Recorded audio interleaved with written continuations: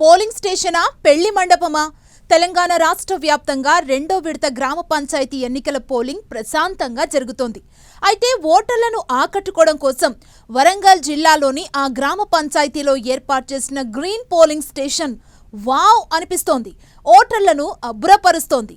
Polling కేంద్రంలోకి అడుగుపెట్టగానే ఓటర్లంతా ఆశ్చర్యపోతున్నారు. అది polling స్టేషనా లేక పెళ్లి మండపమా? ఏదైనా ఫంక్షన్కి వచ్చామా అనే ఫీలింగ్ కలిగేలా ఆ పోలింగ్ కేంద్రాల్ని తీర్చిదిద్దారు. పూర్తిగా పచ్చదనం ఉట్టిపడేలా చేశారు. తెలంగాణ రాష్ట్ర వ్యాప్తంగా రెండవ విడత 3,911 గ్రామ పంచాయతీల్లో సర్పంచ్ స్థానాలకు ఎన్నికలు జరుగుతున్నాయి. 12,782 మంది అభ్యర్థులు బరిలో ఉన్నారు. 29,917 వార్డులకు 71,071 మంది అభ్యర్థులు బరిలో నిలిచారు. వరంగల్ ఉమ్మడి జిల్లాలో రెండో విడత 564 గ్రామ పంచాయతీలకు ఎన్నికలు జరుగుతుండగా వీటిలో 56 ఏకగ్రీవమయ్యాయి. ఒక స్థానంలో పోలింగ్ నిలిచిపోయింది. మిగిలిన 507 గ్రామ పంచాయతీల్లో 1,686 మంది సర్పంచ్ అభ్యర్థులు పోటీ చేస్తున్నారు. 4,937 వార్డుల్లో 916 ఏకగ్రీవమయ్యాయి. 4,020 వార్డులకు పోలింగ్ జరుగుతోంది.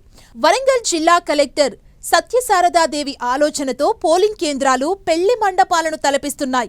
ఓటర్లకు రంగురంగుల ముగ్గులతో స్వాగతం పలుకుతూ అరిటాకు తోరణాలు, మామిడాకు తోరణాలు, కొబ్బరి మట్టలు, బంతిపూల దండలతో పెళ్లి మండపంలా తీర్చిదిద్దారు.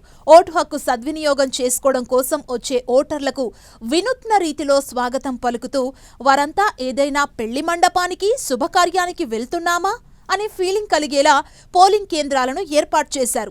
ఆహ్లాదభరిత వాతావరణంలో పోలింగ్ కేంద్రాలు ప్రతి ఒక్కరిని ఆకట్టుకుంటున్నాయి.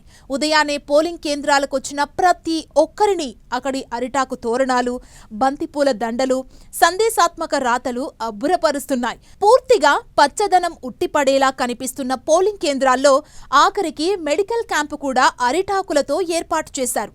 సహజంగా ఎక్కడైనా మెడికల్ క్యాంపులకు ఏర్పాటు చేసిన టేబుల్స్ పైన క్లాత్ లేదంటే ప్లాస్టిక్ కవర్స్ కనిపిస్తాయి. కానీ ఇక్కడ మాత్రం పూర్తిగా అరిటాకులు పరిచి దాని మీద మెడికల్ క్యాంప్ ఏర్పాటు చేశారు.